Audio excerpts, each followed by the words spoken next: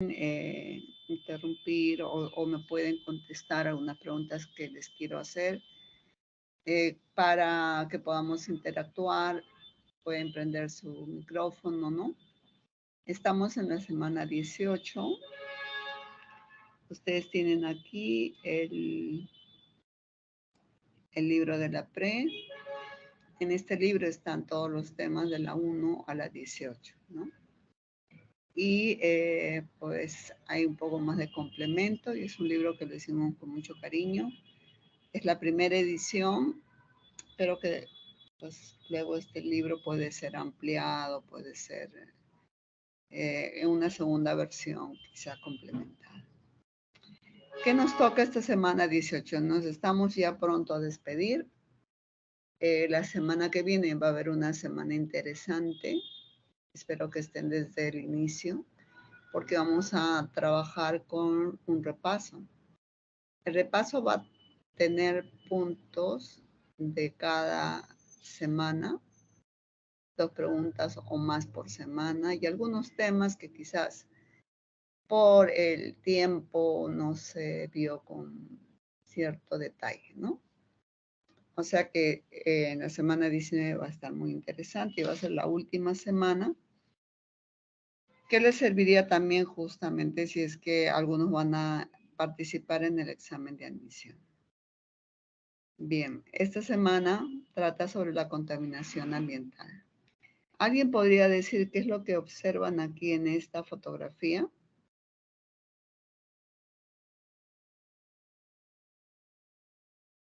¿Derrame de petróleo? Exacto. ¿Y dónde fue eso?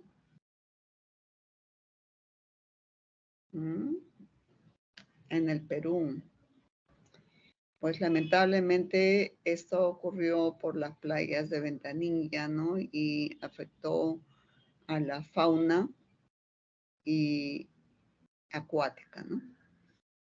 Entonces lamentablemente murieron muchos animales y hasta ahora no hay recuperación y no se sabe cuándo, ¿no? Es lamentable que no se identifiquen o ya se identificaron los responsables, pero el tema de la contaminación ambiental aquí se aplica claramente que no solamente es evaluar el desastre, ver los efectos, sino también es un tema de legislación, porque así pueden entrar a tu casa y de repente puedes ingresar y dejar desechos, residuos y como si nada, ¿no? Entonces, ¿qué tendría que solucionar este problema ya a nivel legal, ¿no? Entonces, como ven, es un tema amplio, la contaminación ambiental, pero este ha sido uno de los mayores desastres producidos no solamente en el Perú, sino parte del mundo, ¿no? Y es muy lamentable que haya ocurrido justamente afectando la fauna marina, ¿no? Y también las aves, ¿no? Muchas aves. Las imágenes fueron muy impresionantes. Vamos a ver entonces qué es el ambiente. El ambiente es todo aquello que nos rodea, ¿no? Este ambiente puede ser natural o artificial. Por ejemplo, estás en tu casa y estás rodeado de muchas cosas. Estás rodeado de sillas, de mesas, habitaciones. Ese es un ambiente entonces artificial. Pero hay otro ambiente natural. Tú de pronto viajas, estás transportándote de Lima a Huancavelica y pasas por un tramo donde todo es natural, no hay intervención de la mano del hombre, ¿no? Entonces, es todo lo que nos rodea, pues. Son sistemas naturales o artificiales que están interrelacionados y que son modificados por la acción humana.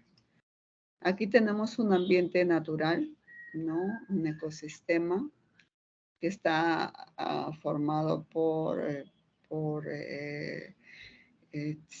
la atmósfera, parte de la biosfera, la litosfera y la hidrosfera, ¿no? Pero aquí tenemos un ambiente artificial, es los edificios, las carreteras que el hombre construye, como también aquí hay otro ambiente artificial, porque estas plantaciones ya son actividades realizadas por la acción humana, ¿no? El abrir canaletas para el regadío ya corresponde a ambientes que son no muy naturales, son artificiales porque están sujetas a la actividad del hombre. Pero ¿qué es un ecosistema? Un ecosistema, ustedes ven aquí en esta, si todos han viajado o la mayoría ha ido alguna vez, viajó a la laguna de Yanganuco. La laguna de Yanganuco es impresionante, está la parte acuífera, están las montañas, están los cerros, el clima. Y si uno va de día está el sol en la mañana, ¿no? También están barquitos que hacen la actividad recreativa, pero también dentro del agua están los peces, ¿no? Y también hay aves. Entonces, vamos a decir que es el espacio físico temporal, ¿no? Que se encuentra en perfecto equilibrio. Porque hay una interdependencia. Los peces no vivirían en esta zona acuífera sin el agua, ¿no? Los árboles no crecerían si no hay la presencia de luz y nutrientes del suelo, ¿no? Entonces existe una interdependencia en este ecosistema. Pero la interdependencia entre ¿quiénes? Entre componentes bióticos y abióticos, ¿no?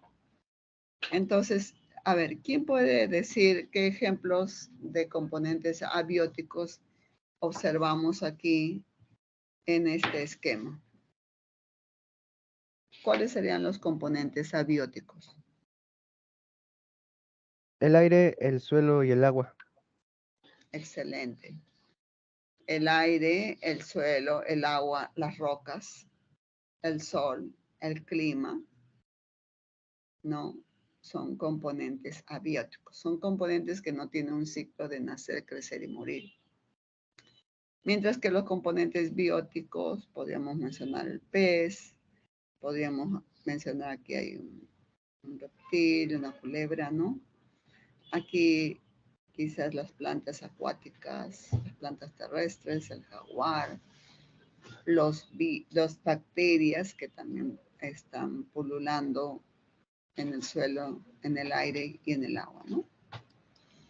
Entonces, los factores bióticos y abióticos. Los bióticos tienen vida, árbol, animales, humanos, bacterias, ¿no? Todos los factores bióticos necesitan de los factores abióticos para poder vivir y desarrollarse. Sin ellos no podrían vivir, ¿no? El hombre no podría vivir sin el aire y el agua, ni el suelo. Los factores abióticos no tienen vida: suelo, roca, arena, aire, agua, tierra, temperatura, clima, sol, la luz. Determinan el espacio físico que habitan los factores bióticos. Entonces, eso es algo importante. Los ecosistemas pueden ser naturales o artificiales. Un ecosistema natural es el arrecife de coral, ¿no? Aquí es toda una comunidad de corales que están dependiendo del entorno aquí, de los peces, de lo que vendría a ser el agua. Y tenemos los pantanos de Villa también, que se formó por un proceso de eutrofización, que ya lo vamos a ver posteriormente. En cuanto a ecosistemas artificiales, tenemos aquí, por ejemplo, un acuario que ustedes pueden tener en su casa. Construyen aquí un tanque de vidrio y colocan aquí estos peces dorados, ¿no? Le colocan las plantitas, le ponen oxígeno y este es un ecosistema artificial. También los zoológicos. Hay muchas personas de otros países que no están de acuerdo con los zoológicos porque ellos no son, vamos a decir, partícipes de sacar a los animales de su propio ecosistema, retirar a los animales de los hábitats y traerlos aquí a unas construcciones que no son, que pueden ser similares, pero que no constituyen su hábitat y que sirven para la recreación de los humanos. ¿Qué cosa es la ecología? No podemos confundir un ecosistema con la ecología. Mientras que el ecosistema es el espacio físico-temporal donde están interactuando los componentes bióticos y abióticos, la ecología, aquí guía, viene de estudio. Entonces es el estudio de los ecosistemas, ¿no?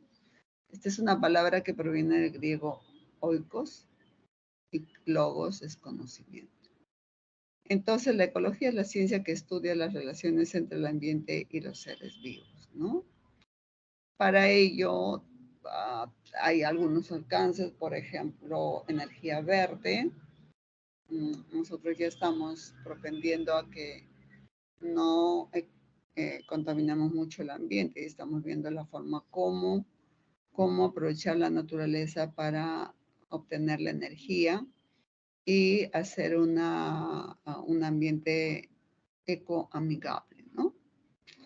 También se está viendo cómo limpiar el planeta, evitando los combustibles fósiles y creando nuevas fuentes de energía que sean ecoamigables, ¿no? Entonces, con la ecología se ha avanzado mucho esto del respeto al ambiente. No sé si hay alguna pregunta hasta aquí. ¿Está claro todo lo que les estoy exponiendo, chicos? Hola. ¿Hay alguna pregunta? Ya, gracias. Si hay alguna pregunta, ustedes me interrumpen, no hay problema. Ustedes ven aquí una imagen. Nadie quisiera construir su casa en este lugar. Nadie quisiera ir a pasear en este lugar. ¿Quiénes podrían ir a este lugar? Solamente las personas que quieren hacer un bien a nuestro planeta, diseñando y viendo la forma como solucionar esta acumulación de basura, ¿no? Aquí son cerros de basura. No es nada agradable, interrumpe, interfiere la vista. Entonces la contaminación ambiental viene a ser la ruptura del equilibrio ecológico. Un equilibrio ecológico es cuando hay armonía entre los componentes bióticos y abióticos, ¿no? Pero ¿qué pasa si alguno de ellos se altera? Por ejemplo, el clima o hay la presencia de un huaico, entonces ya hay la interferencia del ecosistema.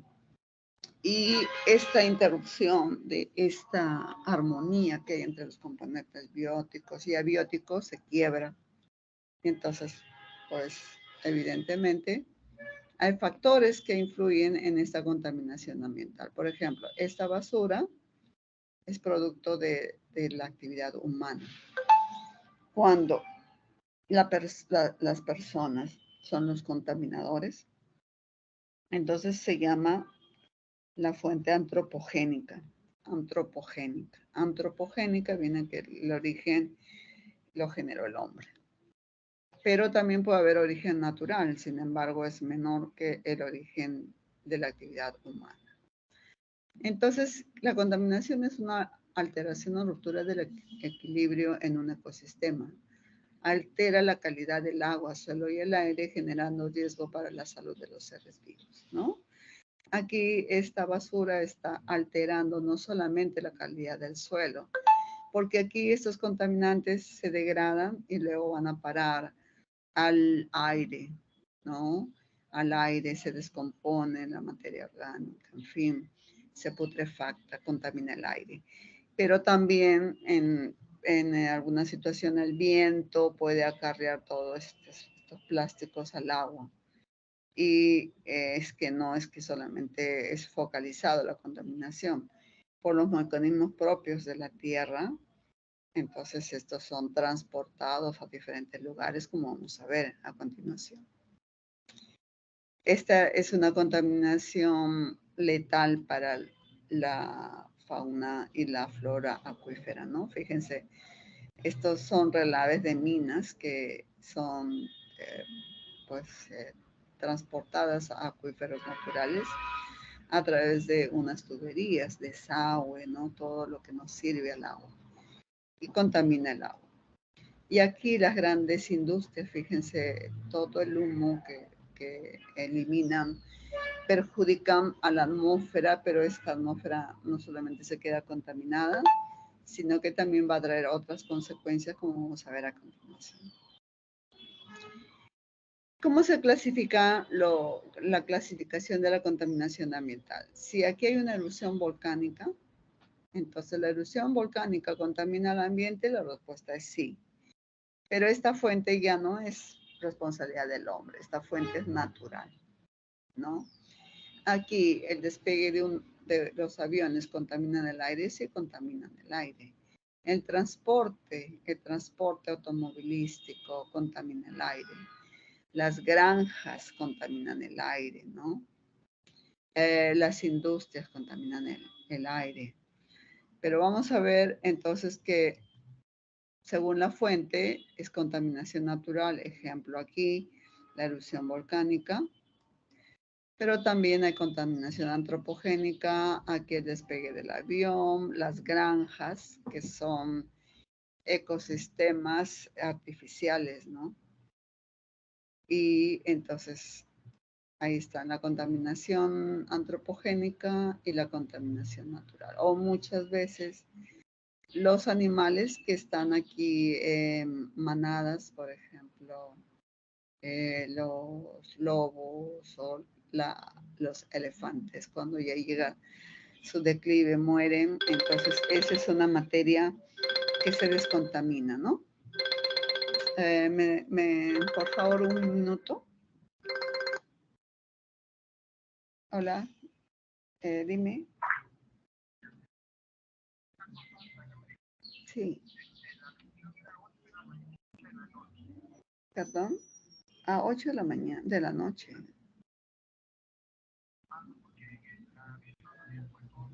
Ah, me confundí. No. 8 de la noche. Por favor, lo puedes poner, lo que pasa es que estoy en mi clase. Gracias. Sí, gracias. Ya, chao. Ya, chao. Ya, entonces disculpen, estaba coordinando ahí unas reuniones que tenemos justamente los profesores de la pre. Ya, está claro esta parte, ¿no? Pero también depende de si son móviles o difusas. Por ejemplo, este carro, este camión, este automóvil transportan el contaminante, ¿no? El humo de los automóviles no se queda en su sitio, sino se transporta igualmente del avión. Pero las fijas son aquellas donde el contaminante, la fuente, o sea, por ejemplo, la industria aquí tiene la eliminación de gases y eso está en este ambiente, ¿no? Igualmente, la erupción volcánica queda para el ambiente que lo genera. Mientras que el transporte principalmente constituye contaminantes móviles o difusos. La clasificación de la contaminación ambiental. Según la naturaleza del contaminante, entonces tenemos la física como ruidos. Los ruidos que escuchamos en la ciudad de Lima son terribles, ¿no? Entonces nos afectan al oído. Cualquier cosa que en este momento estoy haciendo clase y están construyendo de repente en el segundo piso y se nota el taladro y nos interfiere a todos, ¿no? Ya yo tengo que levantar mucho la voz, ustedes tienen que agudizar más su oído, pero es perturbador los ruidos, ¿no? Contaminación física también puede ser el polvo, ¿no? El polvo de una construcción. Contaminación química son los gases que, por ejemplo, pueden difundirse a través de la chimenea de algunas industrias, ¿no? Como el plomo, como el monóxido de carbono. La biológica, y estamos como 3 años, creo, ¿no? De esta pandemia de coronavirus. Por suerte ya lo hemos superado. No al 100%, pero ya es como si fuera la gripe, ¿no? O sea, personas que ya se enferman tienen que tener los cuidados extremos, ¿no? Entonces, el SARS-CoV-2, el virus responsable de la epidemia que nos mantuvo encerrados en casita como 2 años, fue responsable de esta contaminación biológica. Y la nuclear, desechos radiactivos, como lo que ocurrió en la Guerra Mundial cuando bombardearon Hiroshima. Esto generó un gran desastre, pero como consecuencia de las armas nucleares. Entonces, si me preguntan cuántos factores son responsables de la contaminación, diría 4: físico, químico, biológico y nuclear. De acuerdo a la contaminación de la naturaleza química, hay contaminantes primarios y secundarios. Contaminantes primarios, aquellos que salen directamente de la fuente. Incendios forestales, minería, tráfico. Tenemos, por ejemplo, el monóxido de carbono, el dióxido de carbono, los óxidos de nitrógeno, el óxido de azufre, compuestos tóxicos, metales pesados, partículas, ¿no? Y tenemos estos contaminantes primarios. Pero luego el sol contribuye y genera una reacción química. A través de esta reacción química se generan nuevos contaminantes. O también por el descenso de temperatura se generan nuevos contaminantes secundarios conteniendo otros más agresivos como ácido sulfúrico, ácido nítrico, ozono, peróxido acetilnitrilo. Entonces, quedamos, contaminantes primarios son aquellos que proceden directamente de la fuente de la emisión. Y contaminantes secundarios son aquellos que más bien se forman por la interacción de los contaminantes primarios y como producto de reacciones químicas, ¿no? Primarios que proceden de la fuente de emisión, ejemplo, el dióxido de carbono, el monóxido de carbono, los óxidos de nitrógeno, compuestos orgánicos volátiles, los COPs, compuestos orgánicos volátiles, los hidrocarburos, por ejemplo, metano, algunos hidrocarburos, etano, propano, butano, que se pueden liberar al aire, ¿no? Los contaminantes originados en el aire por interacción entre dos o más contaminantes, por cambios o efectos del clima, ¿no? Generan reacciones que van a generar nuevos contaminantes. Ejemplo, ácido sulfúrico, el anhídrido sulfuroso que está en la atmósfera con el oxígeno y el agua. Se oxida a anhídrido sulfúrico, con el agua me da ácido sulfúrico. Fuentes de contaminantes, actividad natural, erupciones volcánicas, libera anhídrido sulfuroso, el trueno, descargas eléctricas, produce ozono.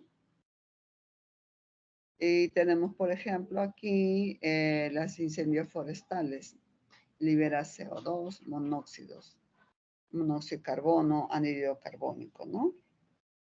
Las descargas eléctricas, el oxígeno que nosotros tenemos en el aire que nos sirve para vivir. Entonces, aquí, gracias a la descarga eléctrica, se forma ozono. Y este ozono es perjudicial en la baja atmósfera o troposfera porque uno diría, pues este oxígeno es el que nos sirve para vivir, ¿no? Y este ozono que tiene un oxígeno más nos serviría mucho mejor. Eso no es cierto. Porque este ozono descalcifica los huesos, corroe la materia orgánica. Es el agente oxidante más oxidante que existe dentro de la lista de los químicos que son sustancias oxidantes. La actividad humana, aquí tienen una minera que está en plena ciudad, una niña que tiene altos niveles de plomo en la sangre, ¿no? Lo que ocurre en Cerro de Pasco, ¿no? Libera metales como el plomo o el mercurio. Generan enfermedades en los niños, leucemia, retardo de crecimiento y también dificultad para el aprendizaje. Esta otra, la segunda diapositiva, vemos el tránsito, libera una gran cantidad de dióxido de carbono, compuestos orgánicos volátiles, monóxido de nitrógeno, en fin, ¿no?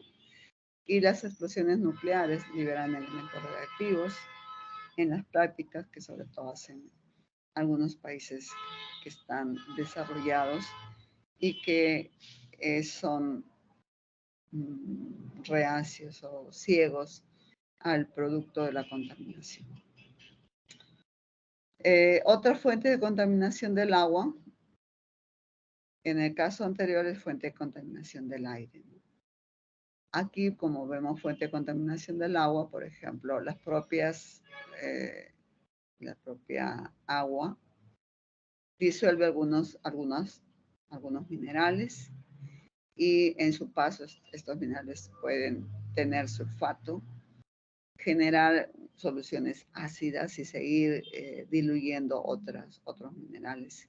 Contamina grandemente el agua, ¿no? Animales que mueren y que contaminan el agua, ¿no? Porque forman descomposición de material orgánico, nitrosaminas, cadaverina, etcétera, que son aminas perjudiciales de tipo cancerígeno, ¿no? Aquí el polvo, los minerales, no puede ser, esta agua no puede ser consumida por el hombre ni por los animales. Dentro de la actividad humana, ya hemos visto aquí las descargas de efluentes de industrias, de minas, de municipalidades, ¿no?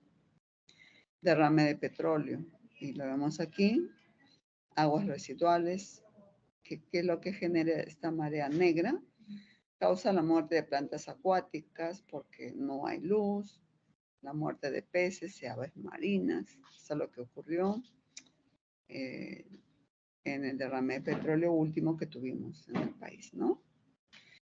En este caso uno toma agua de un estanque o del propio agua potable sin medir. Genera enfermedades gastrointestinales como el cólera y la tifoidea.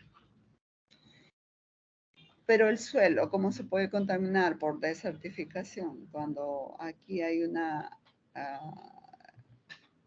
temperaturas extremas, el suelo puede secarse y un suelo seco se vuelve infértil, ¿no?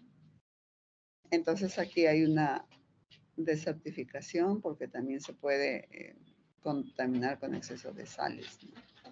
Hay sequía, hay erosión. Y si dentro de la corteza hay minerales de uranio que se descomponen en radio, radón, entonces una localidad puede estar contaminada con estos componentes de la desintegración de radiactivos, ¿no? De elementos radiactivos. Y la única forma de detectarlo es usando un detector Geiger que puede detectar la dosis de estas especies radiactivas que existen en una determinada localidad. Como parte de la actividad humana tenemos aquí durante el transporte de los hidrocarburos, del petróleo, cuando también se usa demasiados pesticidas, insecticidas para los propios agricultores o las personas que consumen estos productos que están contaminados con pesticidas adquieren enfermedades neoplásicas, ¿no? Los efectos de los contaminantes. Bueno, hemos visto ahora, en síntesis, las fuentes, ¿no? ¿Cuáles serían los contaminantes principales y las fuentes que contaminan el ambiente? Ya sea el suelo, el agua y el aire, ¿no? Hemos empezado por el aire, dando ejemplos desde por actividad antropogénica y por actividad natural. El aire, una erupción volcánica, una actividad natural, por ejemplo, una tostación. En la erupción volcánica se libera anhídrido sulfuroso. En la tostación también se libera anhídrido sulfuroso. Pero la tostación es una actividad antropogénica. En el caso del agua, una actividad del agua podría ser la muerte natural de animales que contaminan el agua con bacterias, con virus, que son propios de los portadores, ¿no? En el caso de la actividad humana, por ejemplo, algunas granjas que pues sacrifican a animales y los restos, ¿no? Los restos como la sangre, las pieles, los intestinos, lo tiran al agua. Entonces, esa ya sería la diferencia de una actividad natural contaminada con restos de animales, de una actividad antropogénica contaminada por restos de animales también, pero hay que diferenciar, ¿no? Así. En el caso del suelo, algunas veces existe el terremoto, por ejemplo, que genera contaminación. O un huaico, por ejemplo, ¿no? Contamina a los habitantes que están por Chosica, contamina el suelo, ingresa a sus casas el lodo. Eso es natural. Y una contaminación provocada por el hombre es que de pronto están transportándose en su vehículo y tiran basura, ¿no? La basura es una actividad doméstica, pero que constituye un buen porcentaje de contaminación al suelo. Ustedes vieron a primera vista todo un cerro de basura, ¿no? Pero eso ya es una fuente de contaminación antropogénica. Aquí tenemos como efecto de los contaminantes. Por un lado, hay que identificar quién es el contaminante y ahora cuál es el efecto. Hablemos del dióxido de azufre. El dióxido de azufre se acumula aquí en, voy a usar, creo que lo puedo hacer, se acumula en las nubes, ¿no? Aquí está dióxido de azufre. Cuando desciende la temperatura, ¿qué pasa? Llueve, ¿no? Entonces baja la temperatura y estas nubes se condensan, el vapor de agua. Pero este SO2 que provenía de repente de una planta de tostación, de industria donde liberan óxido de azufre, óxido de nitrógeno, estos son por el aire muchas veces transportados a otros lugares. Y luego, cuando desciende la temperatura, entonces genera la lluvia ácida. ¿Por qué se dice lluvia ácida? Porque, pues, los precursores son los óxidos de azufre, óxidos de nitrógeno. Pero cuando se combina con el agua, entonces forma, si es que es con el óxido de azufre que se oxida a trióxido de azufre, entonces genera el ácido sulfúrico, es un contaminante secundario y genera la lluvia ácida, donde el pH es menor a 5. Entonces, si el pH es menor a 5, aquí muchas especies de la fauna y flora acuífera, pues mueren, ¿no? Contamina los cultivos, ¿no? Quema los cultivos, deteriora el ambiente, la infraestructura. Como contaminante primario, los óxidos de nitrógeno y los óxidos de azufre son perjudiciales porque son óxidos ácidos. Entonces, sobre todo para las personas que sufren con asma, es mortal, ¿no? Y tienen que estar inhalándose oxígeno porque esto genera problemas bronquiales, los contaminantes primarios. Pero cuando estos ya reaccionan ya sea por cambio climático, por descenso de temperatura, genera la lluvia ácida. Entonces, vamos a ver un poco más de la lluvia ácida.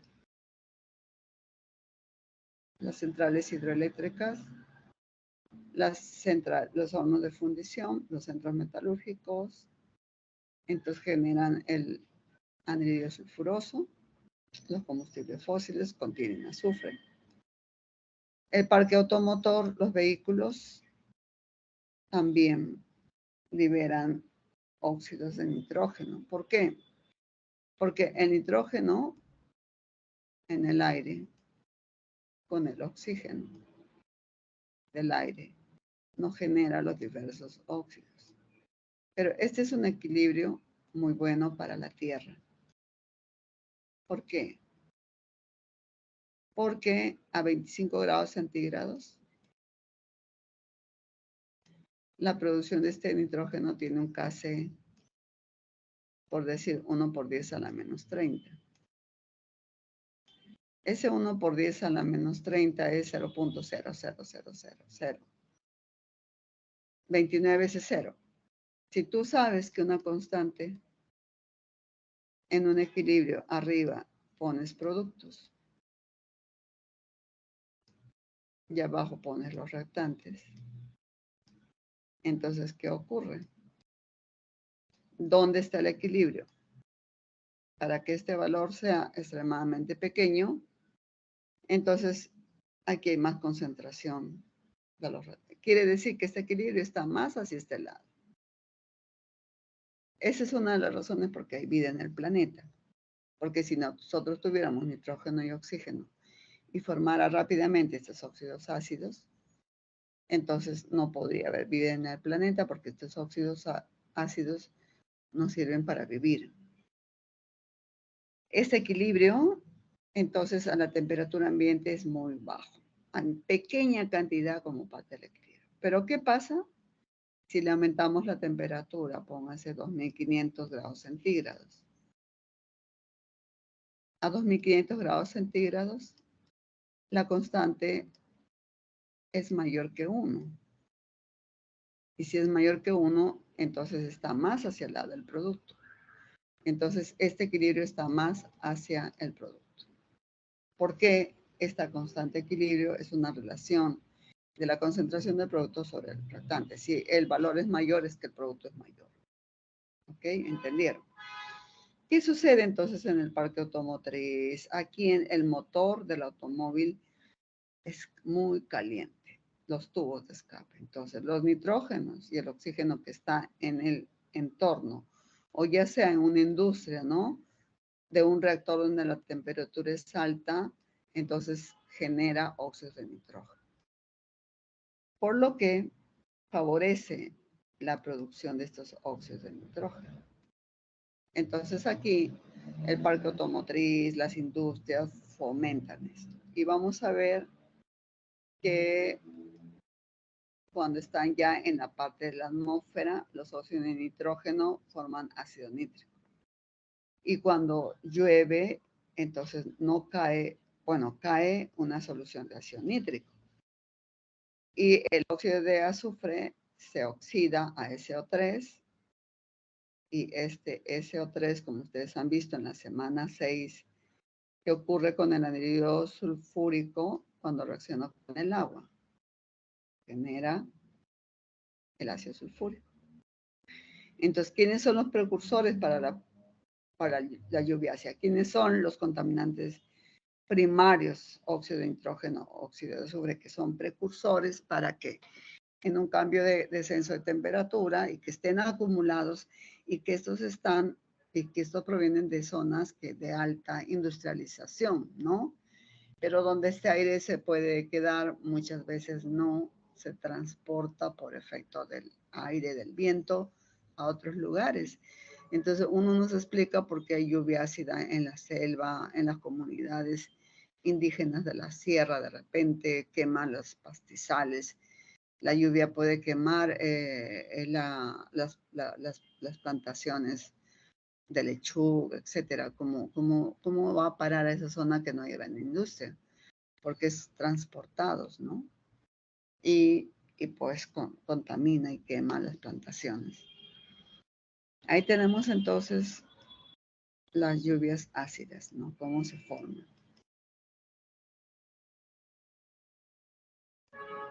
Este es cuando el pH es menor que 5.6.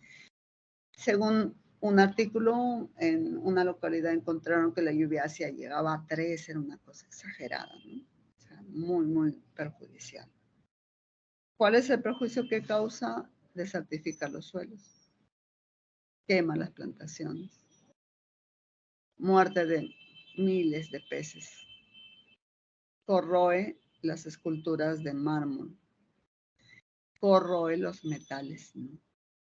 Las esculturas de mármol tienen carbonato de calcio, porque el mármol es una roca que tiene carbonato de calcio.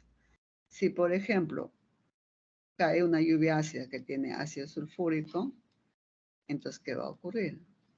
Lo primero que va a ocurrir es que libera un gas, ¿no? El gas CO2. Se va el gas y entonces también forma sulfato ferroso, perdón, sulfato de calcio.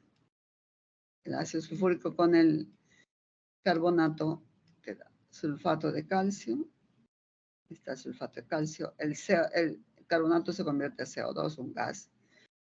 Y te puede producir pues agua, ¿no? Agua.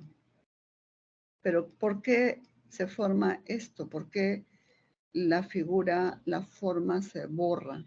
Porque este gas se va, como parte de la escultura se va. Y entonces deteriora esta famosa escultura de Roma. Fue entonces cae la lluvia ácida, genera una reacción y genera lo que se llama lepra de piedra. La lepra de piedra, ¿no? Se llama lepra de piedra,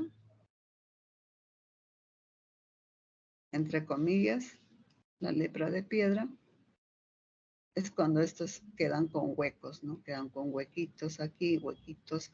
¿Y a qué se debe esto? A que se va una parte de esta parte sólida, se va como gas, entonces te deja huecos. Es la lepra de piedra, ¿no? Bueno, entonces aquí, pues, tenemos las consecuencias: acidificar los suelos, quema las plantaciones, lo hace inadecuada para la agricultura, disminuye el pH, mueren muchas plantas y muchos peces, deterioro de los monumentos que contienen mármol, carbonato de calcio, corroe las estructuras metálicas, corrosión. Aquí este es otro problema que se denomina el smog fotoquímico, cuyo precursor es el óxido de nitrógeno. El oxígeno, compuestos orgánicos volátiles, los óxidos de nitrógeno, con el sol, la luz solar, genera una reacción química, se llama reacción fotoquímica, ¿no? Se llama reacción fotoquímica, foto. Entonces, por eso lo que se forma es el smog fotoquímico, porque este es un smog. Ustedes de pronto ven que las nubes están oscuras, es porque tiene smog. Pero cuando las nubes ya están rojizas, ya tiene smog fotoquímico. Entonces, esto es lo que sucedió en Londres décadas atrás, donde murieron miles de personas. Porque Londres es una ciudad altamente industrializada. Y lo que pasó es que el aire no se transporta aquí, está como una zona donde se acumulan los gases. Murieron miles de personas por problemas bronquiales, ¿no? Afectó mucho, sobre todo a las personas, y murieron por asma, bronconeumonía, ¿no? Entonces, pero sin embargo, estos se convierten a otros por la reacción. genera este que es corrosivo, el ozono troposférico. En la troposfera, que es el aire que nosotros respiramos, la zona del aire que nosotros respiramos, es una zona que pues solamente tiene oxígeno para vivir. Sin embargo, esta reacción te genera este ozono. También el peróxido de acetilnitrilo, que es cancerígeno. Y lo que produce aquí viene a ser, pues, compuestos que son muy dañinos para la salud, mucho más negativos para esto. Pero ustedes dirán, ¿en qué quedó la ciudad de Londres? Pues bueno, como Londres forma parte de países, de lugares de desarrollo, nosotros estamos en vía de desarrollo, ellos nos llevan a la delantera en su desarrollo. Entonces lo que hicieron fue dar leyes, ¿no? Dejaron de funcionar las fábricas, dejaron de transportarse los carros. En una época donde le llamaron la ciudad fantasma. Entonces, de esa manera tomaron medidas muy extremas. Posteriormente sembraron árboles, que eran árboles especiales que atrapaban contaminantes. Entonces, ahora Londres ya es una ciudad modelo, ¿no? Tiene mucha vegetación a lo largo de vías, de autopistas.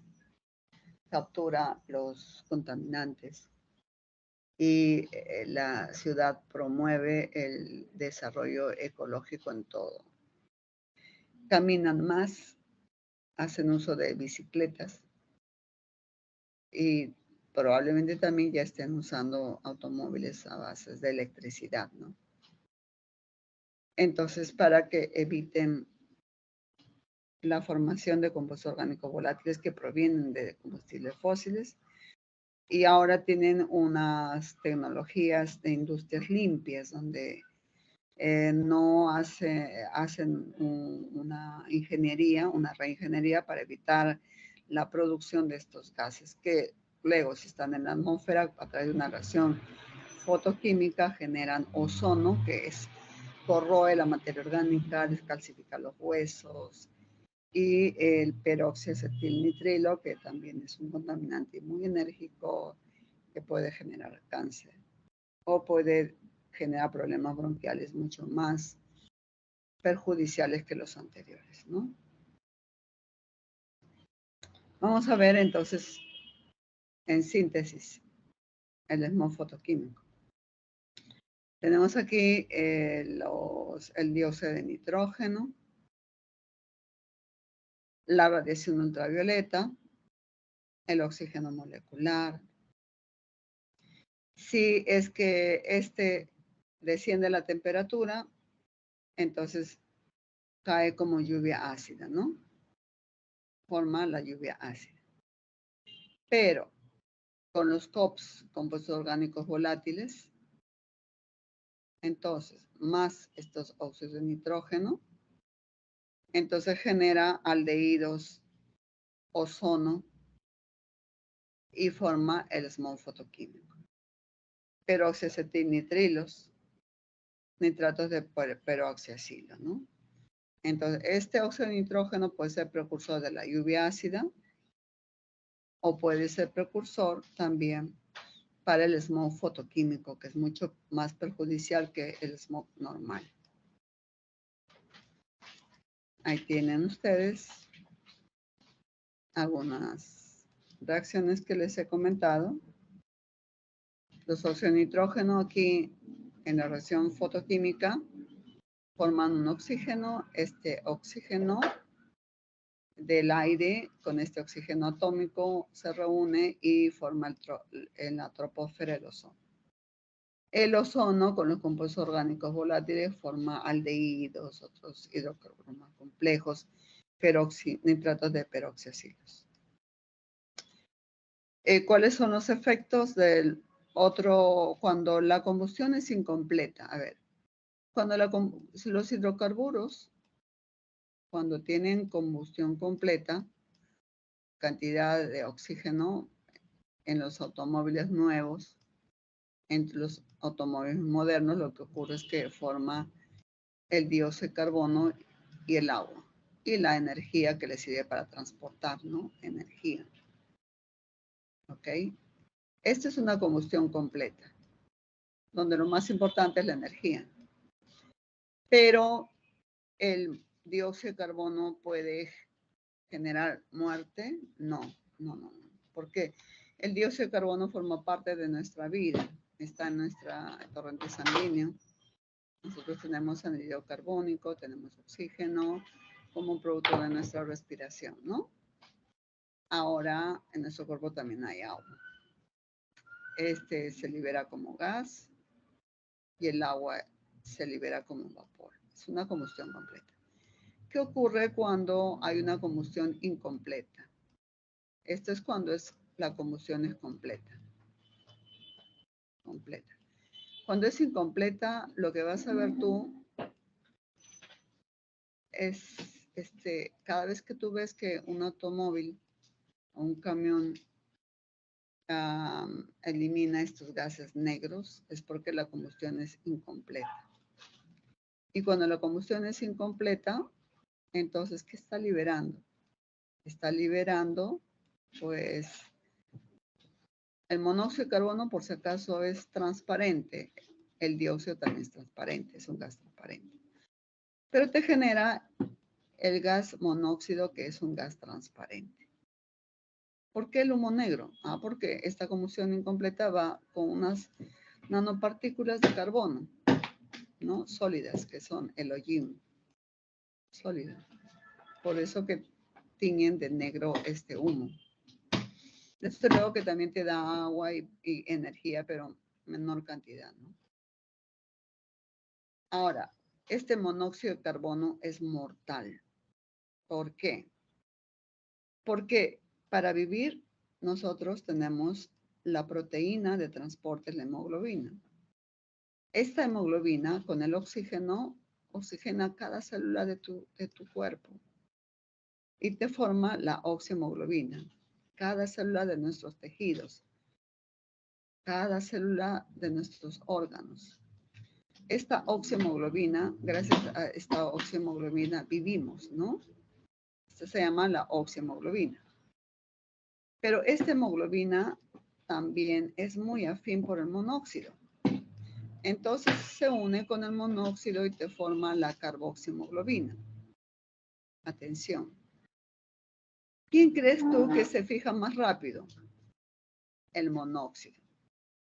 300 veces más rápido es el monóxido que el oxígeno. Entonces te forma la carboxihemoglobina. ¿Cómo se llama? Carboxihemoglobina, escríbelo. Carboxihemoglobina. Y vamos a ver. Entonces, si tú tienes un ambiente cerrado, por ejemplo, eso ha ocurrido con muchos choferes que han dormido dentro de su carro y no se dieron cuenta y amanecieron muertos, porque probablemente hubo un escape de monóxido por un motor viejo, no lo apagaron bien y estaban completamente todo dentro de su automóvil completamente cerrado, ¿no? Entonces, en un momento, la contaminación por monóxido, pues te impide el oxígeno. Lo primero que es muerte cerebral y lo segundo es un infarto, ¿no? O sea, la carboxihemoglobina, el monóxido, pues lo asfixió. La muerte es por asfixia, porque esta persona que se quedó dormida, pues se muere por asfixia, ¿no? Genera la muerte por asfixia. Aquí lo que ocurre es en el extremo. Se muere no porque se envenena, sino porque ya no hay oxígeno. Eso se llama muerte por asfixia. Ahora, pero hay un dato importante en química. Este monóxido es muy inestable. Porque tú dirás, pues, uy, entonces una buena parte de los ciudadanos de Lima estaríamos muertos. Sí, estaríamos muertos porque hay una alta concentración de monóxido en esos vehículos antiguos, ¿no? Nosotros tenemos un parque automotriz demasiado viejo. En la ciudad de Lima tiene smog debido a esto, ¿no? Que van partículas, estos carbono pequeñitos se va a parar en la nube, vemos nubes oscuras, ¿no? Pero aquí vemos, pero hay una buena noticia. ¿Por qué no todas las personas y todos los policías estarían muertos, no? Porque el monóxido en ambientes es inestable.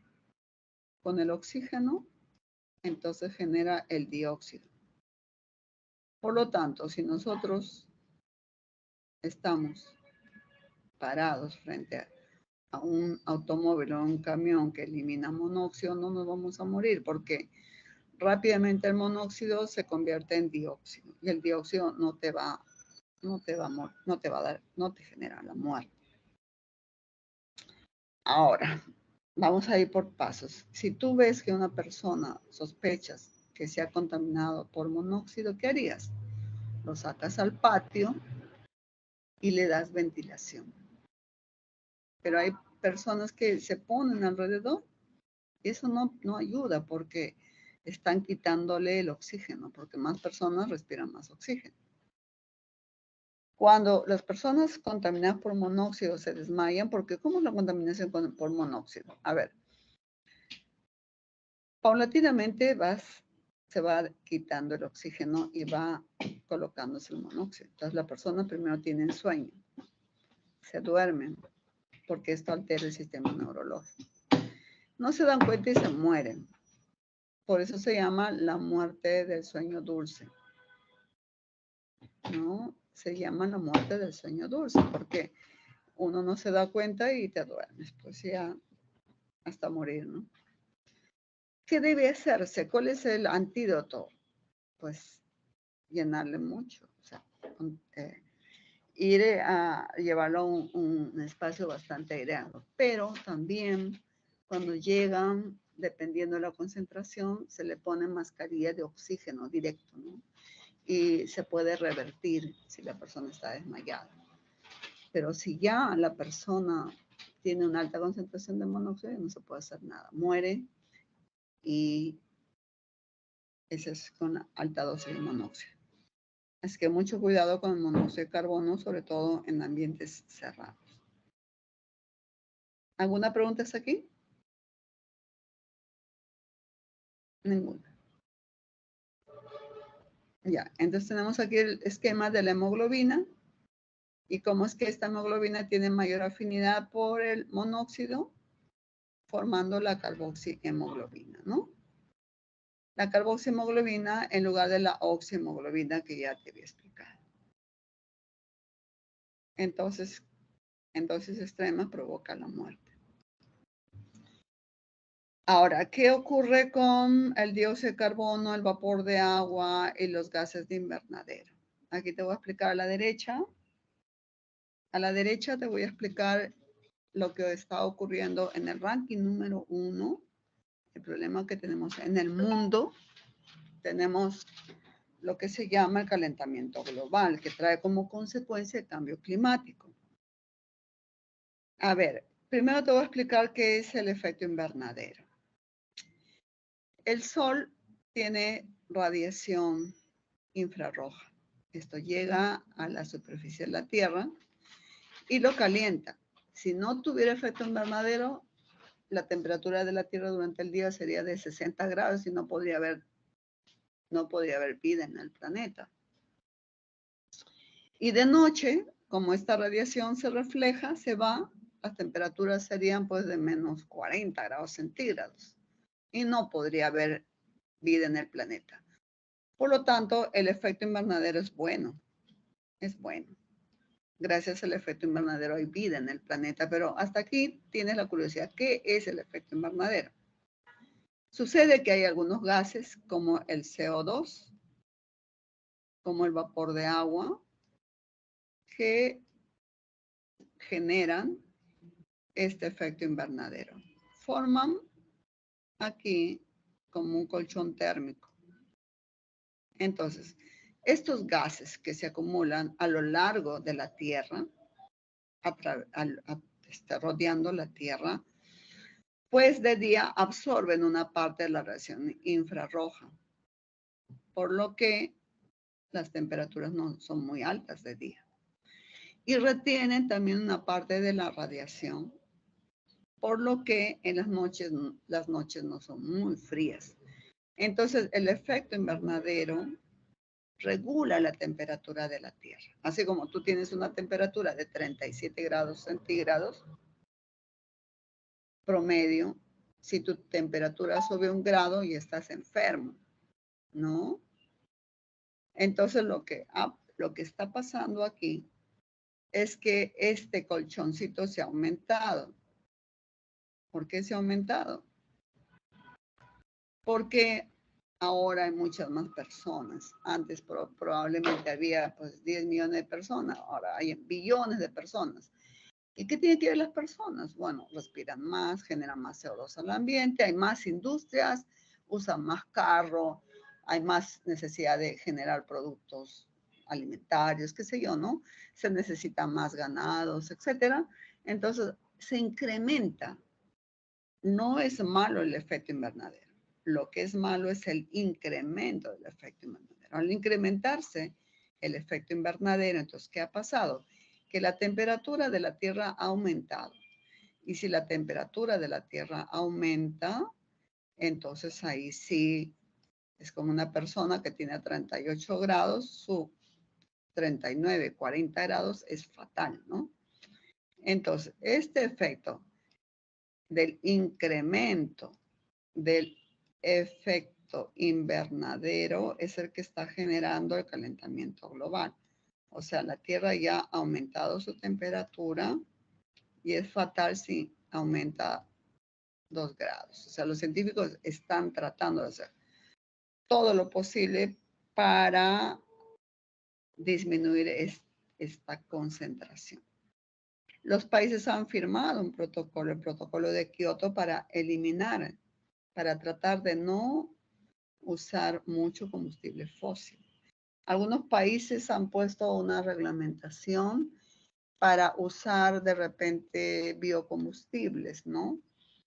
Porque los combustibles fósiles te van a aumentar más CO2, pero los biocombustibles, por ejemplo, si se hacen industrias que queman algo, que necesitan un horno, pero usan, por ejemplo, desechos agroindustriales, entonces ellos, en el desecho agroindustrial hay el carbono que estaba pues en la naturaleza.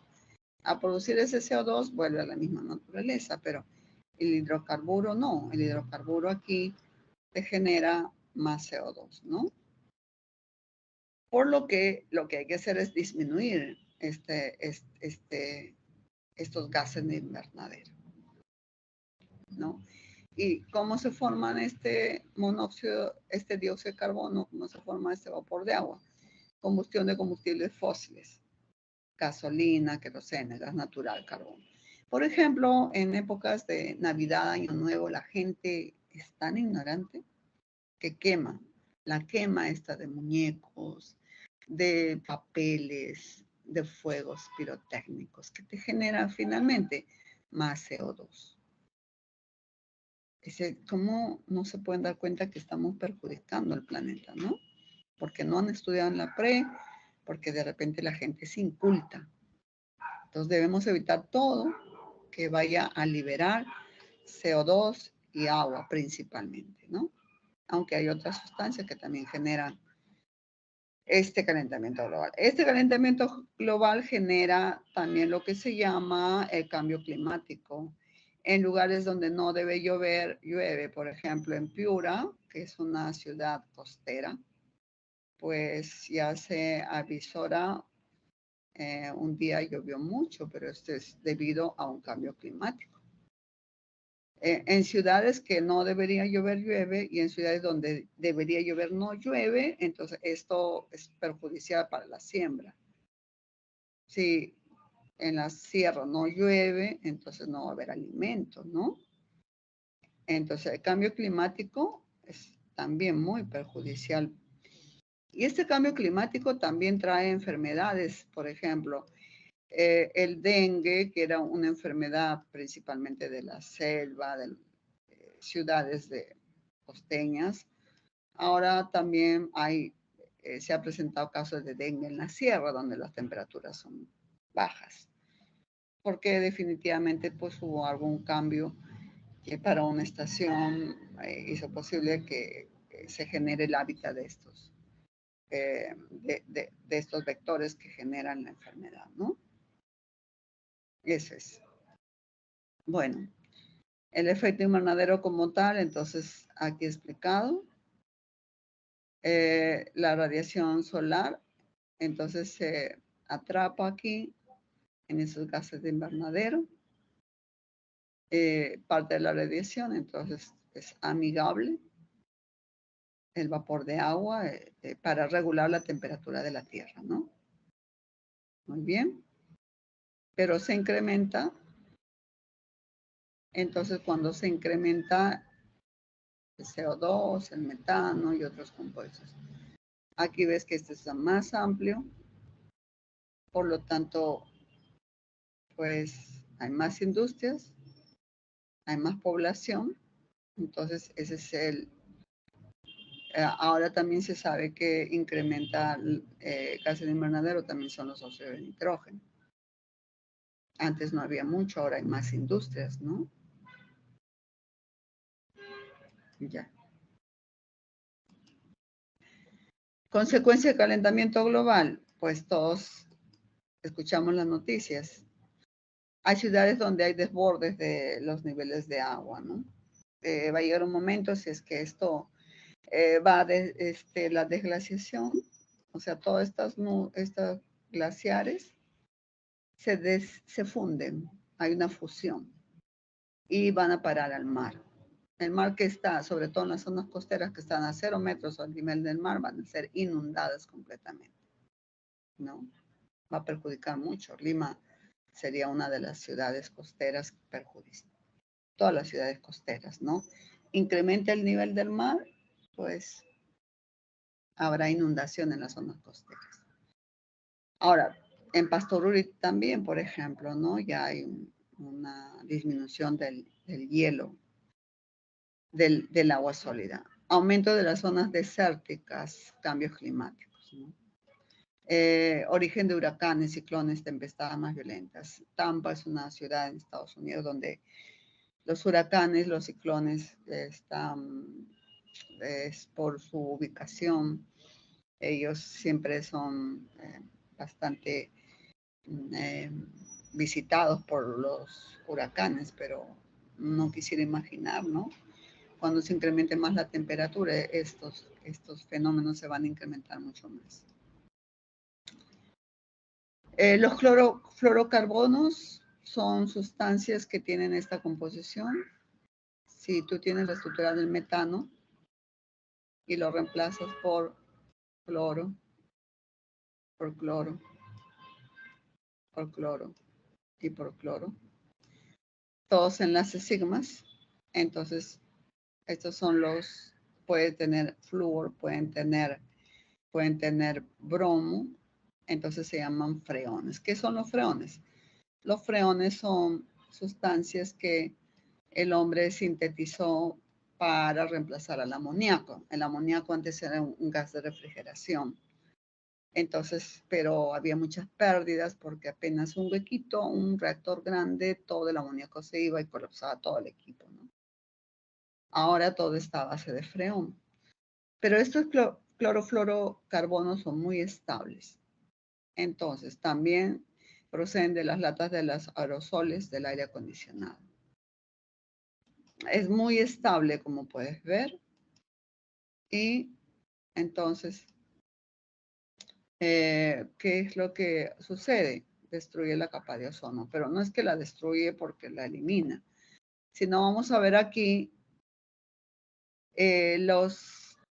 la Tierra está rodeada de la troposfera, que es el aire que respiramos, ¿no? Entonces tenemos aquí la Tierra, aquí está la Tierra, aquí está la troposfera, aquí está el oxígeno que nosotros respiramos. Pero sobre la troposfera, más arriba, está la estratosfera. En la estratosfera está el ozono. Está muy bueno, es excelente que esté ozono en la estratosfera, porque este es un filtro del ozono.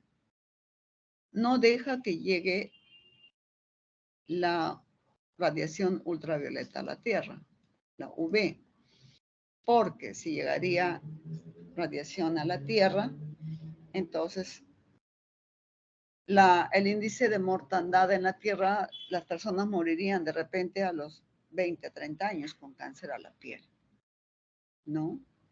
Pero ¿qué ha pasado últimamente? Que este ozono se ha convertido en oxígeno y el oxígeno diatómico ya no sirve de escudo protector de la radiación ultravioleta. ¿Qué es lo que ha pasado con este fluorocarbón? Este se ha ido, como muy estable, ha salido de la Tierra y se ha ubicado aquí, ¿no? Al ubicarse aquí, estos gases de invernadero, este freón, pues genera una reacción que lo vamos a ver a continuación. Entonces está clara la explicación, ¿no? Ya. La radiación ultravioleta entonces llega directamente a la Tierra si es que no hubiera ozono. Pero aquí el ozono, gracias al ozono, es absorbido, ¿no? En la estratosfera está la capa de ozono. Esto lo absorbe.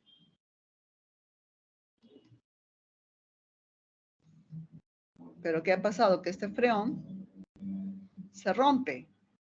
Aquí están viendo, se rompe. Libera un átomo de cloro.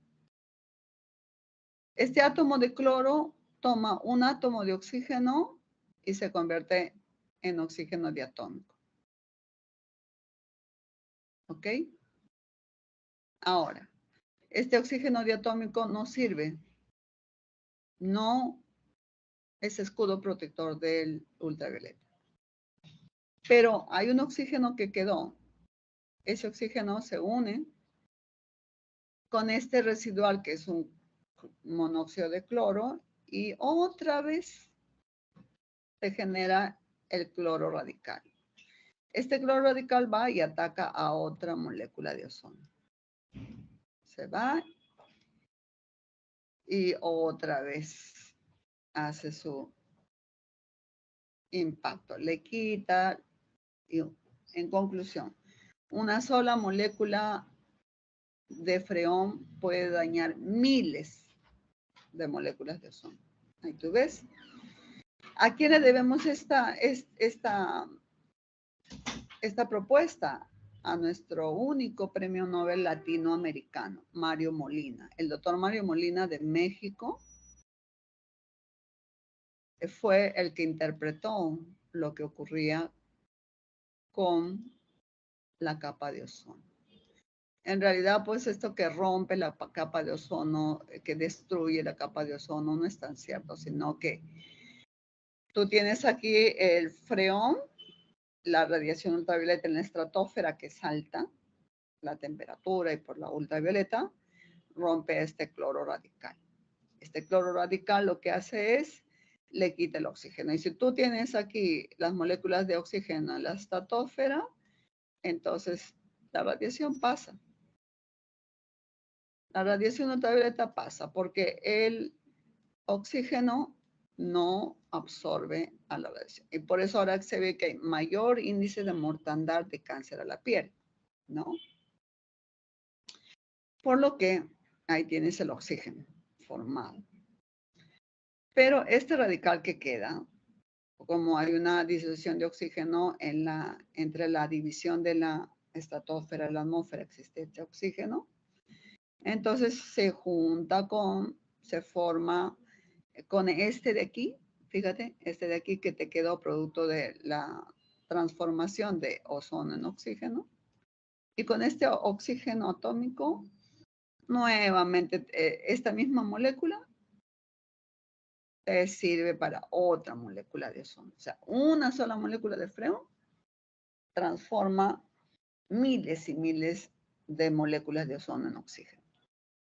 Por eso que ya hay toda una protección, hay que usar aquí pues bloqueador, hay toda una alteración ya por estar. ¿Por qué? Porque la radiación ultravioleta es muy fuerte, tiene una alta energía.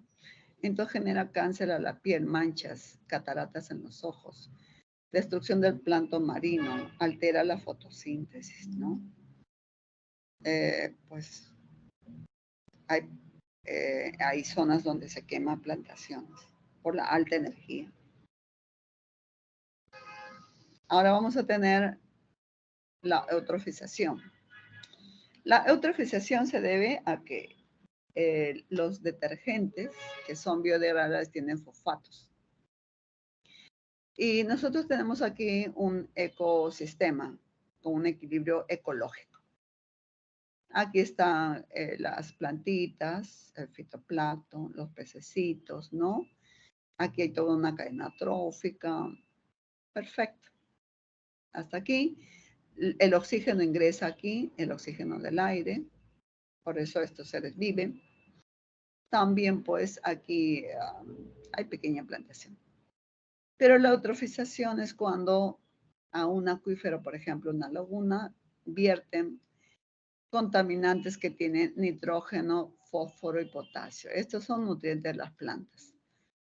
A nivel biológico, ustedes saben que estos son nutrientes de plantas. Cuando ustedes le abonan, cuando le llenan algunas sales, estos crecen. Para plantas de comestibles están muy bien. Pero lo que ha pasado es que cuando estos ingresan, rompen el equilibrio ecológico. Entonces las plantas, estas crecen desmesuradamente. Toman el oxígeno, porque su crecimiento determina oxígeno, pero tapan. Aquí crecen en la superficie también y no permiten que ingrese ni la luz, ni tampoco ingrese el oxígeno. Entonces proliferan las bacterias anaeróbicas. Las bacterias anaeróbicas son aquellas que viven en ausencia de oxígeno y en ausencia de luz. Deterioran la materia orgánica. Falta el oxígeno no ingresa. También, si vierten aquí aguas calientes, las aguas calientes, pues hacen que el oxígeno salga. Porque hay una relación que dice, si es la temperatura y es la concentración de los gases, es una ley, la ley de Fick, que dice que ocurre esto. Cuando tú le aumentas la temperatura de los gases, la concentración baja. Entonces, si tú, por ejemplo, tienes una olla de agua y prendes la cocina, de pronto ves burbujas, pero no es porque el agua va a hervir, sino porque esa burbujas es el oxígeno que se está yendo porque estás calentando el agua. ¿Te das cuenta? Que cuando aumenta la temperatura disminuye la concentración de gas. Entonces, aguas vertidas calientes aquí también pueden generar eutrofización porque se quedan sin oxígeno y mueren. Vienen las bacterias anaeróbicas y al final esto se convierte en un pantano, en una ciénaga. Por lo tanto, esa es la eutrofización, ¿no? El lago se cubre de vegetación y se convierte en pantano. La antropogénica se debe a la adición de iones nitrato de los fertilizantes, iones fosfato de los detergentes, ¿no? Y en el caso se produce la disminución de la concentración del oxígeno, por lo cual aumenta la demanda bioquímica de oxígeno, porque estos ya no tienen oxígeno y como no tienen oxígeno, entonces mueren y proliferan las bacterias anaeróbicas.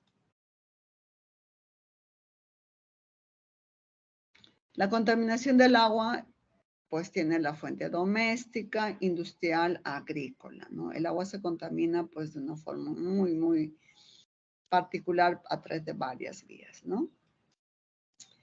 La contaminación del suelo, pues la basura, el derrame de petróleo, también los plaguicidas. Y para finalizar este tema, se hace el tema de la potabilización del agua. En la potabilización del agua, pues, si es el agua del río Rímac, hay un represamiento. Después el agua del río Rímac, que está con muebles, zapatos, animales muertos, hay que cribarlo, se llama cribado. Una vez que se hace cribado, se procede a la sedimentación, porque el agua del río Rímac es marrón, precipita por gravedad las partículas. Después esto se bombea y se hace una precloración para eliminar los patógenos, ¿no? Luego de este se represa y luego se hace un tratamiento físico-químico para que se pueda aquí capturar, se agrega coagulantes. Se forman unos pequeños coágulos gracias a esta sal y las arenitas finas se pegan y luego esto se separa por filtración. Se filtra y luego tienes el agua transparente y al final se agrega nuevamente, se hace una cloración, ya puede llenarse lejía, hipoclorito de sodio, cloro, depende, y luego pues tienes el agua lista para consumir y transportarse a los hogares, ¿no? Sin embargo, en Perú no conviene tomar el agua potable directamente del grifo, porque el transporte, estos ductos están deteriorados. Otros países sí. Tú vas, por ejemplo, a Argentina, Chile también, en Europa, ni que se diga, ¿no? Tú puedes, abres el caño y tomas el agua, ¿no? Porque ellos continuamente hacen monitoreo de las tuberías de transporte. Aquí en el Perú no se hace eso. Ahora sí, vamos a ejercicio de clase. A ver, primera pregunta. El tiempo está exactamente calculado. Fíjate, vamos a leer juntos. Yo quiero que tú me des la respuesta. Un bioma es el conjunto de ecosistemas característicos a partir de su vegetación y de las especies animales que predominan. El clima y los parámetros físicos como la temperatura y las precipitaciones permiten la coexistencia de microorganismos en el suelo, la cobertura vegetal y la fauna terrestre y áreas tales como las aves. Por ejemplo, un bioma puede ser una zona del África. En el África, de repente, ahí están los leones y los elefantes. Ese bioma no hay en el Perú. Nosotros no tenemos ese bioma. Porque si no tendríamos elefantes, tendríamos nosotros jirafas. Pero lo que sí tenemos nosotros en el Perú, de repente, es los osos de anteojos, por ejemplo, las serpientes, ¿no? La boa en la selva. En otros países también lo hay, por lo tanto, ese bioma es similar a otro país. Ese es un bioma. Pero está haciendo una introducción. A ver, mientras yo te comentaba esto, tú dime la respuesta. Es así como un abrir y cerrar de ojos.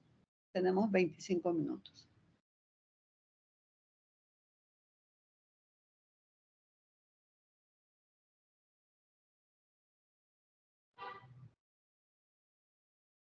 La B de barco, profe. La B de barco. Vamos a ver. Un ecosistema natural está definido, porque también hay artificial, ¿no? Está definido por su vegetación y especies animales que predominan. Por ejemplo, la laguna de Yanganuco no va a ser igual que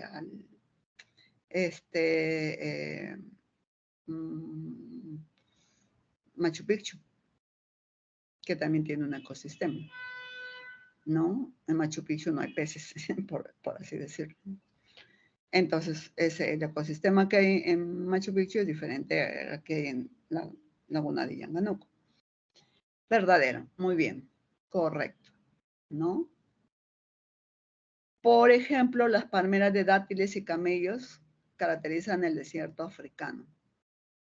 Pero el licho, la vicuña y la alpaca caracterizan la alta montaña sudamericana. Ejemplo en Chile, ejemplo en Perú, ¿no? El clima, la temperatura y las precipitaciones son componentes abióticos, correcto, lo que no tiene vida. Los microorganismos en el suelo, la fauna aérea, las aves, son como componentes bióticos. Las bacterias también, verdadero, ¿no? Entonces, muy bien. Ya tienen 2 puntos, ¿ah? Esta última semana empecemos con notas. Vamos a la pregunta 2. Muy bien, excelente. Los ecólogos, ¿quiénes son? Aquellos que han estudiado la ecología. Denominan ecosistema al ambiente en el cual cada organismo lleva a cabo su desarrollo. Es una localización física en el tiempo y en el espacio, o sea, el ecosistema se refiere, ¿no? Que incluye tanto las condiciones físicas como una variedad de organismos que coexisten dentro de sus límites. Estos pueden ser naturales o artificiales, muy grandes o pequeños. Con respecto a los ecosistemas, selecciona el valor de verdad o falsedad. A ver.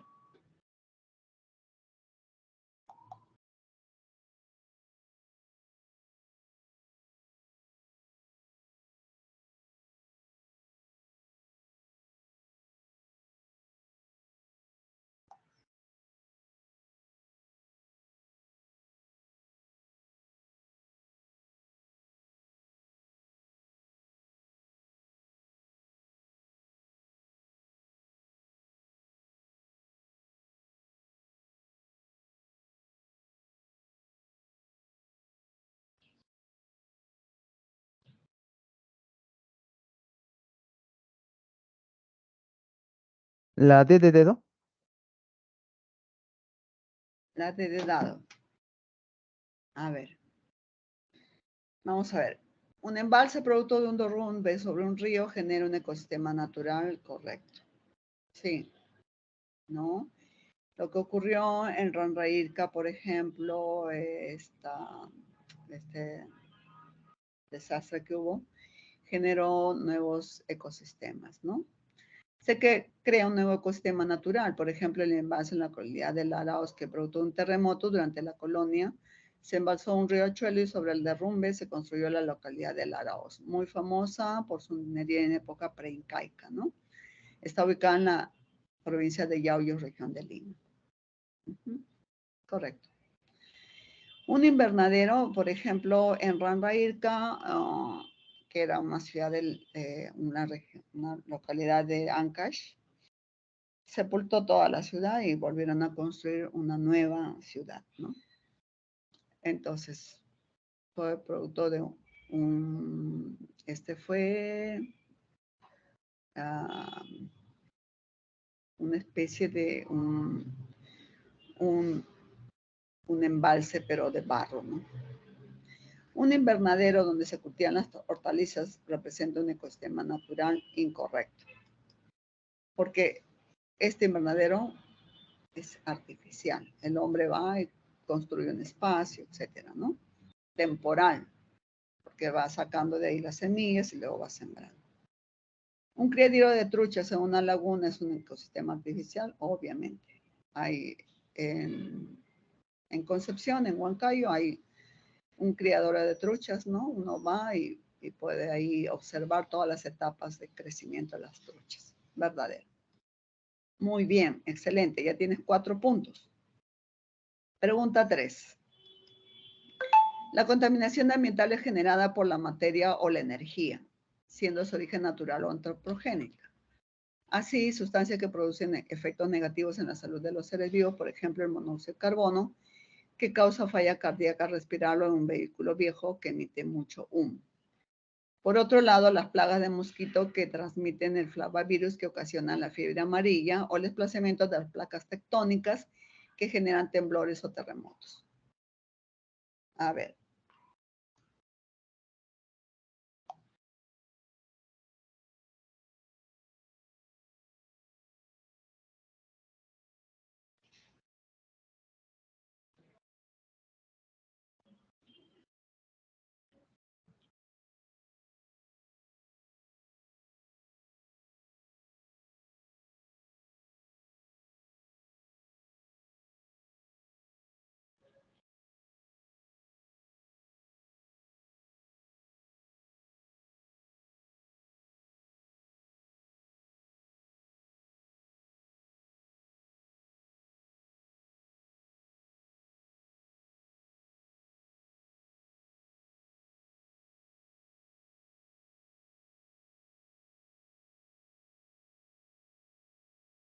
La B de bueno. La B de bueno. Vamos a ver. 1 y 2, ¿no? Entonces, el monóxido liberado es un contaminante primario de origen antropogénico. Eso es cierto, la combustión incompleta, ¿no?, de los combustibles fósiles. Muy bien. Ahora, el flavavirus causante de la fiebre amarilla es un contaminante de origen natural. Pues sí, claro. Es correcto. Todo lo que es biológico es natural, ¿no?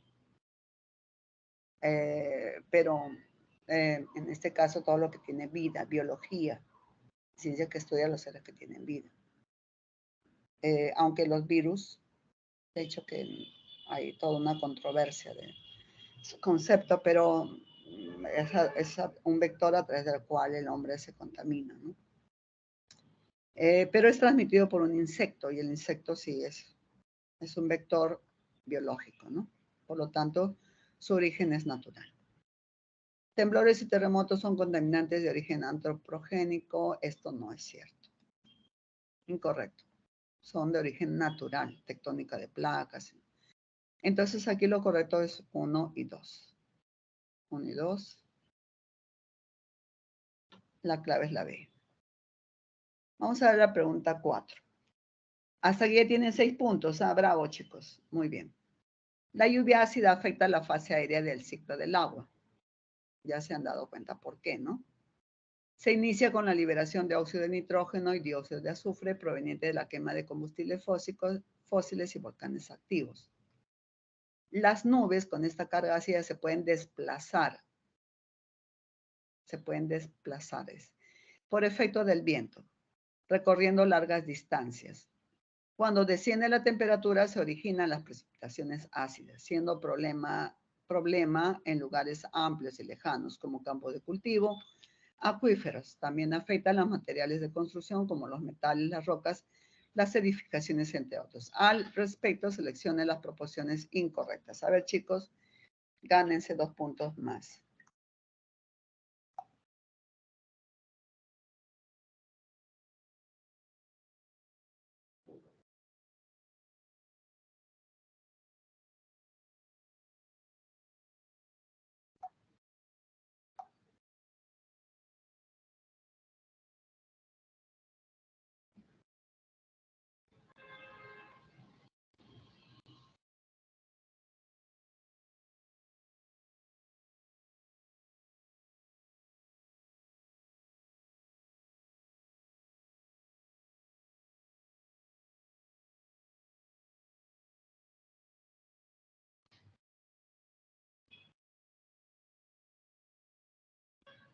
D de día, profesora.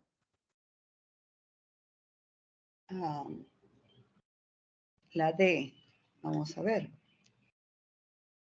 Entonces aquí los óxidos de nitrógeno y los óxidos de azufre son contaminantes secundarios de origen antropogénico natural. Fíjate, contaminantes secundarios, dice. Los óxidos de nitrógeno y el SO2, el dióxido de azufre son contaminantes secundarios. Esto es incorrecto. Me dijiste la D, ¿no? La D. Sí. Ya, vamos a ver. Hasta ahí vamos bien. Incorrecto. Por lo que aquí ustedes ven toda la explicación que les hice. Este óxido de azufre que se elimina ya sea en la planta de tostación o la erupción volcánica, se oxida en el ambiente y forma el ácido sulfuroso. Entonces aquí esa es una reacción donde genera el SO3, ¿no? Este SO3 con el agua forma el ácido sulfúrico y cuando cae la lluvia cae con este ácido. Entonces si me dicen, el contaminante de la lluvia ácida es el SO2, falso. El contaminante de la lluvia ácida es el ácido sulfúrico, si proviene del SO2. El SO2 es el precursor. Si proviene del óxido de nitrógeno, los óxidos de nitrógeno con el agua te forman el ácido nítrico. Si te dice, el contaminante de la lluvia ácida son los óxidos de nitrógeno, falso. El contaminante de la lluvia ácida es el ácido nítrico. porque con el agua te forma ácido nítrico en solución. Pero entonces, el anhidrido sulfuroso y los óxidos de nitrógeno son contaminantes primarios, que luego, cuando reaccionan con el agua, te pueden formar la lluvia ácida, cuyo contaminante de la lluvia ácida es el ácido sulfúrico, si proviene del anhidrido sulfuroso, o el ácido nítrico si proviene de los óxidos de nitrógeno. Muy bien. Ahora, lugares cercanos a las fuentes de generación de estos óxidos, como campos de cultivo, acuíferos, entre otros, son afectados por la lluvia ácida, ¿no? Pero los campos de cultivo, los acuíferos, no son industrializados. No son fuentes de generación de estos óxidos. Dijimos que las fuentes son las industrias, ¿no? Y también lugares cercanos a las fuentes de generación de estos lugares no están cercanos, están lejanos. Entonces, dijimos que las nubes y todo se desplazan por el viento. Entonces, luego, en lugares donde no son altamente industrializados, están esas nubes que contienen los óxidos y que luego, cuando asciende la temperatura, afecta, pues, a los ríos, afecta a zonas que están muy alejadas de la fuente principal, ¿no? Entonces, la 3. Los materiales de construcción de áreas lejanas a las emisiones de los gases de precursores pueden ser afectados por la lluvia ácida. Sí, sí, correcto. ¿Por qué? Porque, nuevamente, son arrastrados solamente en la ciudad de Londres, se generó pues el smog fotoquímico por la geografía. Pero hemos dicho que hay contaminantes que se difunden, que se transportan, ya sea por el vehículo automotriz o ya sea por los vientos, los huracanes, el aire que normalmente transporta estos gases que están acumulados temporalmente y que los fijan en una zona. Y en esa zona luego desciende la temperatura y produce la lluvia ácida, que justamente alteran los campos de cultivo, los acuíferos que no son las fuentes emisoras, ¿no? Entonces, si hay materiales de construcción, por ejemplo, en algunos lugares, que la Torre Eiffel, algunas industrias, entonces pueden ser afectadas por la lluvia ácida, sí, porque estas nubes pueden ser transportadas a ciertas localidades que no es predecible, ¿no? Depende de la orientación del aire. Entonces, ahí sí creo que hubo cierta confusión, ¿no? Espero que haya quedado claro. Entonces, lo correcto es la C. Estaba casi cerca. ¿Quedó claro entonces, chicos? ¿Quedó claro? Hola. Sí, profesora. Muy bien. Entonces, ya, hasta ahora tienen 6 puntos, ¿ah? Ya, vamos con la 5. El smog fotoquímico se forma por la combinación de óxidos de nitrógeno y compuestos orgánicos volátiles procedentes del escape de automóviles y de industrias, ¿no? Los que reaccionan catalizados por la radiación solar para formar ozono y nitrato de peroxiacilo. Se incrementa el índice de mortalidad cuando la inversión térmica impide su disipación, o sea que en lugares donde no hay mucha transporte de aire, se acumula ahí, hay una inversión térmica, ¿no? Se concentra, más bien, no se dispersa. Se produce en ciudades costeñas muy pobladas, en ciudades de valles amplios y zonas arbóreas abundantes. Es más crítico durante periodos de clima cálido y soleado y pueden crecer hasta niveles peligrosos en grandes ciudades como Londres, como Praga, Los Ángeles, inclusive en Lima, ¿no? Al respecto señala el valor de verdad o falsedad. A ver, chicos, rápido, ¿qué dicen?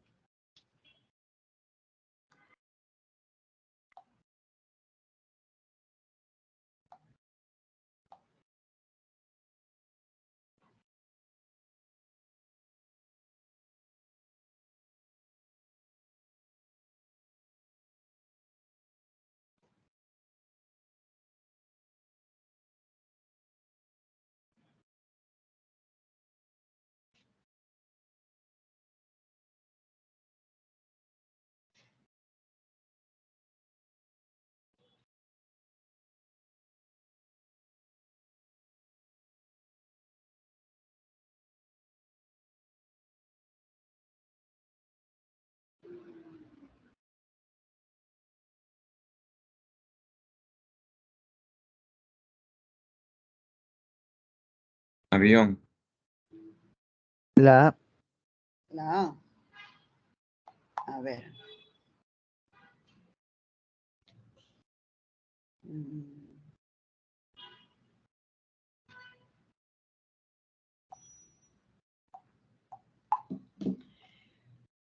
Los óxidos de nitrógeno y los compuestos orgánicos volátiles son contaminantes primarios y el ozono y el peroxetinitrilo son secundarios. Muy bien, esto es verdadero. En ciudades costeras muy pobladas incrementa la mortalidad por inversión térmica. Esto es verdadero, está en la misma lectura. En verano, por el clima cálido y soleado, puede crecer a niveles peligrosos. Verdadero, todo está de la lectura, ¿no? Y lo que yo les explicaba, bueno, ya está más específico. Entonces, muy bien, tienen 2 puntos. Hasta aquí va 8 puntos. Ya, vamos a la 6. Este es bien interesante, ¿eh? A los gases que atrapan el calor en la atmósfera se les llama gases de efecto invernadero. El efecto de cada gas sobre el cambio climático depende de 3 factores principales: la concentración, el tiempo de permanencia y la fuerza con que afecta. Al respecto, y con los valores de la tabla, señala la secuencia de verdad o falsedad. Aquí fíjate, el dióxido de... Ahí está la fórmula de los que generan el calentamiento global, el efecto que genera el efecto invernadero y que su consecuencia es que se ha ido incrementando más, ¿no? Principalmente el CO2, el agua. Fíjate, esta es una tabla cómo persiste en el ambiente, por lo tanto, ¿quién será más peligroso, no? El CO2 persiste 100.000 años. Los perfluorocarbonos, 26.300. El hexafluoro de azufre, que tenemos aquí. Ya, a ver. ¿Cuál es la respuesta, chicos?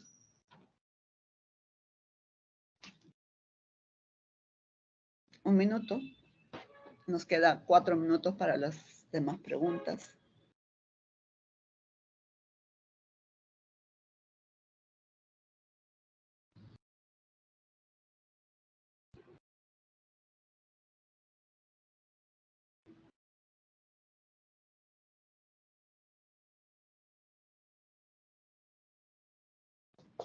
Vamos, chicos.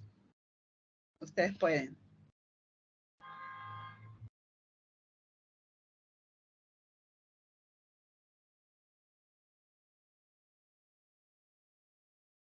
¿Se rinden? ¿Se quedaron con, solamente se quieren quedar con 8 puntos? La E. La E. De los gases mencionados, hay 4 gases. ¿Quiénes son inorgánicos? CO2, N2, va 2, trifluoruro de nitrógeno, va 3 y hexafluoro 4. ¿Por qué? Todos los demás tienen carbono. El CO2 no es orgánico, por si acaso. Metano, 1. Estos son hidrofluorocarbonos, 2. Perfluorocarbonos, 3.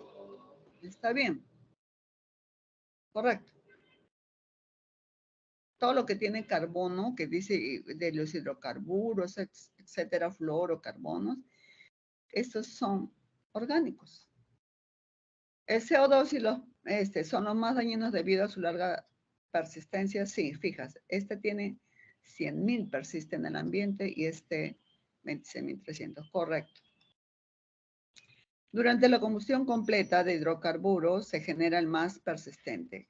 La combustión completa de hidrocarburos, te dije, CO2, agua con vapor. Pero, ¿quién es el más resistente? El CO2. Verdadero. Verdadero. Cualquier hidrocarburo, la combustión completa, lo escribí para que tú lo escribas, te genera CO2, agua y energía. Por lo tanto, la clave es la A. Esto es de la clase que hemos hecho. Esto es de la lectura. Y esto es de lo que expliqué hoy día. Chicos, atentos. Pregunta 7. Bueno, ya estamos avanzando en el tiempo. Se quedaron con 8 puntitos. En su momento, el protocolo de Montreal, vigente desde 1989, estableció una prohibición de productos que generan gases que agotan la capa de ozono. Esta prohibición alcanza a los países industrializados de fabricarlos y a los países menos industrializados de consumirlos. O sea, no hay que consumirlos nosotros, que a los industrializados no los fabriquen. Fue una medida acertada para prevenir el agotamiento de la capa de ozono ubicada en la estratosfera. Al agotarse la capa de ozono, perdemos el filtro natural de UV que proviene del sol y daña nuestros ojos y piel. Esto lo hemos dicho, entonces decimos, a través del protocolo de Montreal se limitó el agotamiento de la capa de ozono, correcto. Está en la lectura. Bueno, ya se ponen 2 puntos porque sé que lo van a hacer, ¿no? Los freones, esta es la sigla, clorofluorocarbón, ¿reaccionan en la troposfera y destruyen la capa de ozono? No, les dije que estos son tan estables, tienen la estructura del metano, y se van por la troposfera y llegan recién en la estratosfera. Y eso no es cierto, es incorrecto. Aquí está la explicación. Cuando llegan en la estratosfera, entonces rompen, sale un cloro. Este cloro quita un oxígeno, queda este oxígeno y este radical clorooxígeno. Este clorooxígeno se junta con un oxígeno y otra vez tienes este oxígeno, pero otra vez este famoso cloro que aquí interviene desde el punto 2 para varias moléculas, ¿no? La capa de ozono consume radiación ultravioleta impidiendo que ya nosotros, correcto, verdadero, esa es su función. La respuesta es 1 y 3, muy bien. Ya está. Vamos con la pregunta 8. En la pregunta 8, la eutrofización consiste en la proliferación de plantas acuáticas debido al incremento de los nutrientes NPK y consiguiente pérdida de oxígeno disuelto, esencial para la fauna acuática, la cual se origina principalmente por la actividad antropogénica. Al respecto, señale la alternativa que muestra la relación correcta entre la actividad antropogénica contaminante que produce la eutrofización. Forma aniones nitratos que solubiliza cationes del suelo. Vienen a ser, en este caso, la B. Las lluvias ácidas, por emisión de tiene ácido nítrico. El ácido nítrico, que ya sea va al suelo, o sea, va al agua, entonces, pues, este ácido nítrico que tiene al ion nitrato, solubiliza cationes del suelo, ¿no? Fosfatos empleados como secuestrantes en los detergentes, entonces la C. Fertilizantes inorgánicos y restos animales, actividades agropecuarias, por ejemplo, en un camal, todos esos desechos orgánicos que van a parar al agua, los residuos orgánicos, entonces pues el origen también, ¿no? Una de las actividades agropecuarias. Ahí está una explicación más detallada de lo que te expliqué y tienes la respuesta a la A.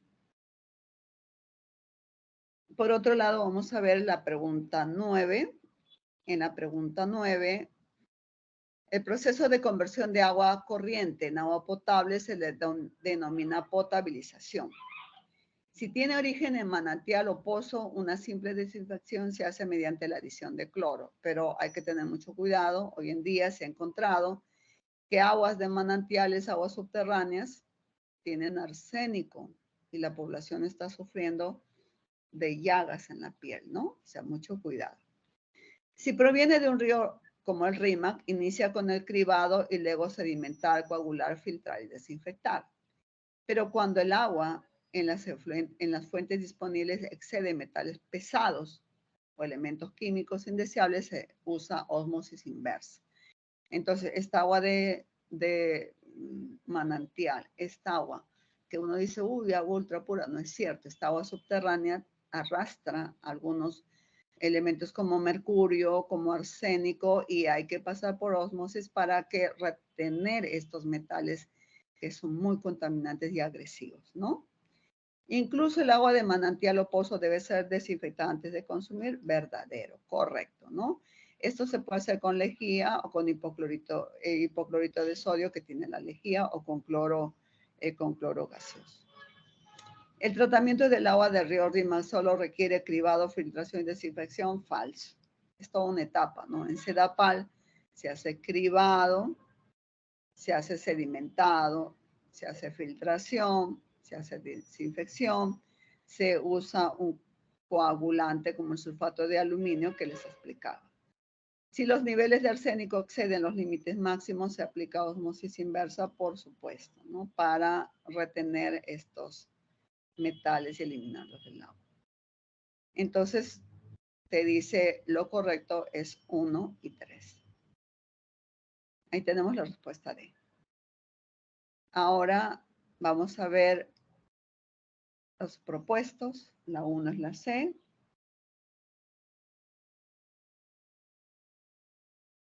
La 2 es la A.